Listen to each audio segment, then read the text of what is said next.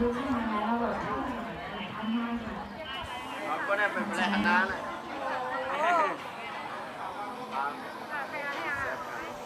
สักครู่นึงนะคะ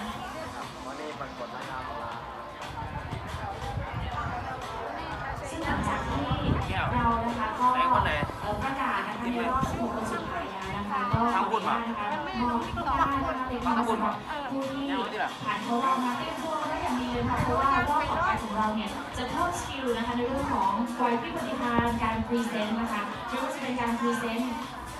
ตนเองแล้วก็การพรีเซนต์สินค้านะคะซึ่งผลิตภัณฑ์สินค้าของแซ่บแปดเนี่ยก็มีหลากหลายผลิตภัณฑ์เลยซึ่งเราเนี่ยก็จะมีการจับฉลากนะคะทั้ง16ท่านเนี่ยจะมีการจับฉลากขึ้นมานะคะว่าท่านใดจะได้ผลิตภัณฑ์ใดนะคะแล้วจากนั้น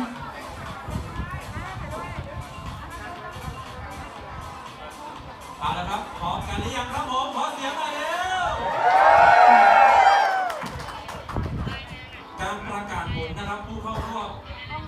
นะครับ16คนสุดท้ายนะครับไม่เรียงลำดับตามคะแนนนะครับผมผู้เข้ารอบหมายเลขแรกนะครับได้แก่หมายเลข